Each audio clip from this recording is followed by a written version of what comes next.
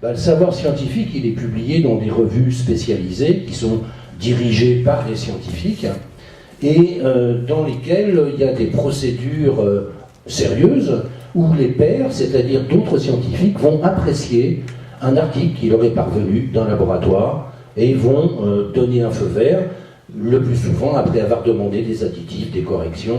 Donc il y a une approbation préalable par les pairs et il n'y a pas de conflit en société autour de ces productions de la science. Mais il y a deux situations au moins où le discours scientifique peut être mis en cause. La première, c'est quand il y a une contradiction théorique entre des chercheurs. Il n'empêche que ce n'est pas quelque chose qui va gagner la société. Il s'agit là d'un débat interne à la communauté scientifique. Il est réglé à l'intérieur et pour ça, il y a des règles bien établies. Si elles sont respectées, on peut arriver à régler le problème. Donc il reste une autre situation où le discours scientifique est mis en cause. C'est quand il y a une contradiction entre le discours de la science et, par exemple, l'intérêt commun, ou bien ce qu'on appelle la sagesse populaire, ou bien d'autres savoirs non institutionnels qui ne proviennent pas des labos de recherche, mais qui sont là dans la société.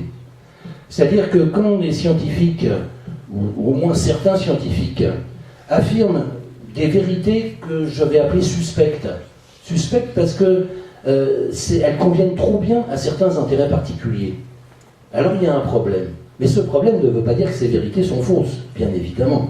Ça veut dire qu'elles sont suspectes simplement parce qu'on peut trouver qu'il y a une drôle de convergence entre l'intérêt de certains et l'affirmation de ces vérités-là. Alors, on peut en citer quelques-unes qui sont courantes.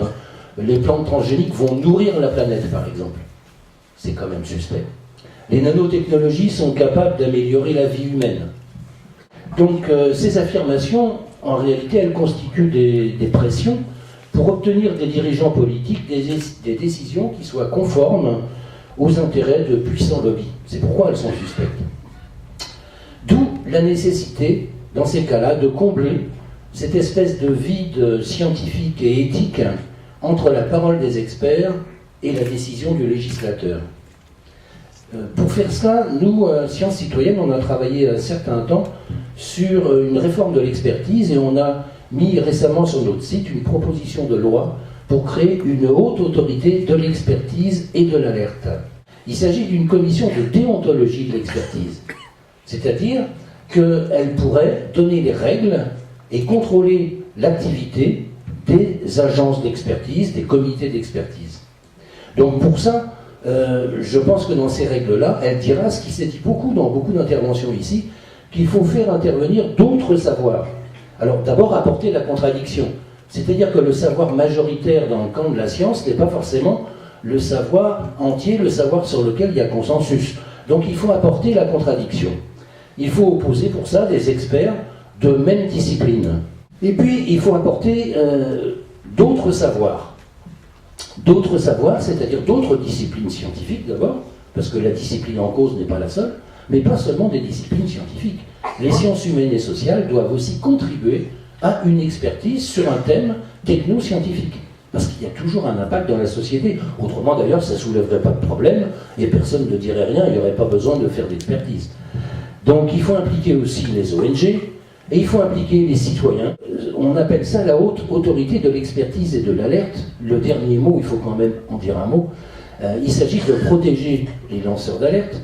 Il s'agit aussi de vérifier l'alerte elle-même, c'est-à-dire qu'elle soit soumise à une vraie expertise. Alors, il arrive quand même que si les incertitudes ne sont pas résolues par l'expertise telle que je viens de la définir, et qu'il y a des risques importants sur la santé et l'environnement, il faut bien qu'on trouve une façon. Alors, jusque-là, c'est le politique qui s'en débrouille, c'est-à-dire qui est soumis aux différents lobbies, surtout scientifiques et industriels, parfois un peu associatifs, et qui, à partir de là, doit donc faire la loi.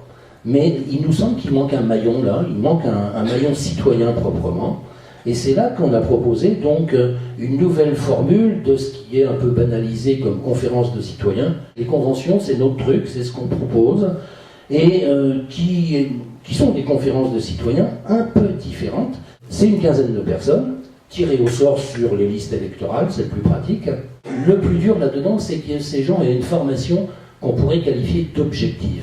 Et c'est là qu'on a apporté quelque chose dans les conventions de citoyens. C'est-à-dire, on ne peut pas déterminer ce que doit être un programme de formation. Ce n'est pas le comité d'organisation qui peut, comme ça, il risque de pencher d'un côté, de donner plus de documents, de donner des heures de formation qui vont amener les citoyens à penser comme ci, comme ça. Ce qu'on a trouvé comme solution, c'est qu'il y ait un comité de pilotage qui soit composé des personnes connues comme ayant des positions diverses sur la question posée. Donc c'est, si vous voulez, des experts dans la société qui sont connus, puisqu'on fait une conférence de citoyens quand il y a une controverse. Donc on connaît les gens qui se sont exprimés dans la controverse. Alors on met une dizaine de personnes, parmi lesquelles il y a des représentants de toutes les positions qui ont été exprimées jusque-là dans la société. Et puis on leur dit maintenant, vous allez vous débrouiller, vous vous mettez d'accord sur un programme de formation. Bon, c'est seulement à ce niveau qu'est le consensus. Il y a une grande confusion entre conférences de citoyens, conférences de consensus.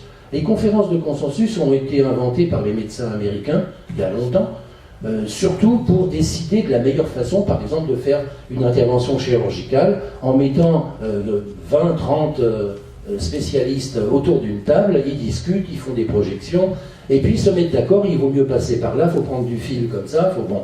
Donc c'est, si vous voulez, des bonnes pratiques. C'est très bien, mais ça n'a rien à voir avec la démocratie. C'est des bonnes pratiques techniques.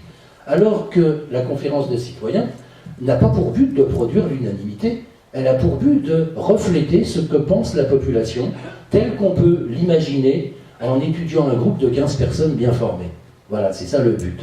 Et il peut y avoir des réponses divergentes, c'est-à-dire au bout du compte, dans l'avis des citoyens, il peut y avoir, voilà, il y en a 10 qui pensaient ça, 4 qui pensaient ça, puis 1 qui ne pensait pas là-dessus. Mais il y a beaucoup de questions, évidemment. Il pose énormément de questions. Donc tout ça, c'est très utile aux politiques, parce que c'est un peu comme si c'était un sondage, mais avec des gens qui savent, avec des gens qui ont été préparés. Donc, je disais, le comité de pilotage, qui est composé de gens variés, ayant des positions variées, se met d'accord par consensus sur un programme.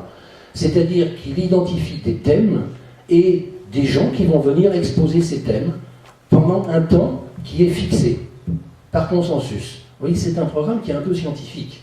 Et il n'est pas question qu'il y ait 5 minutes de plus.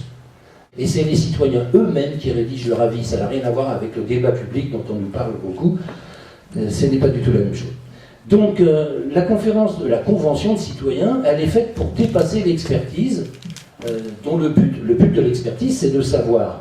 Le but de la conférence de citoyens ou de la Convention, c'est pas de savoir, c'est de choisir. C'est-à-dire de faire des propositions pratico-politiques dont le but d'épargner la société si on craint quelque chose. En gros, c'est d'aller du côté du principe de précaution, on pourrait dire, avec l'intelligence que peuvent avoir des gens qui se regroupent ensemble, et ça a été démontré. Pour finir, je dirais que ce qui ruine aujourd'hui l'approche démocratique de la technoscience, aussi bien pour l'expertise dont je parlais avant que pour les procédures participatives dont je viens de parler, c'est 2 choses. C'est le manque de rigueur des procédures, que ce soit l'expertise ou les conventions de citoyens, les débats, c'est le manque de rigueur. Et puis, c'est le loisir qu'on laisse au pouvoir de ne pas prendre en compte les résultats. Parce que ça, d'une part, pour les citoyens, c'est décourageant, et ensuite, ça ne sert vraiment à rien de faire des choses pareilles. D'où la proposition d'inclure ces procédures, que ce soit réforme de l'expertise avec la haute autorité, que ce soit les conventions de citoyens, d'inclure ces procédures dans l'ordre institutionnel, c'est le premier cap. Et puis, ensuite, on pourra mobiliser les citoyens pour les faire respecter. Mais il faut déjà avoir un cadre qu'on n'a pas. Donc, tout à l'heure, on disait, c'est pas par des trucs techniques qu'on va faire la démocratie. Si, c'est d'abord comme ça, mais c'est pas seulement comme ça, bien évidemment. C'est-à-dire que je ne veux pas dire qu'il faut tout ramener à des solutions qui seraient miraculeuses, en tout cas qui seraient réglementaires, une espèce de technocratie, on pourrait dire, mais il faut bien poser des bases juridiques nouvelles qui sont indispensables pour permettre des mobilisations vers la démocratisation de la technoscience.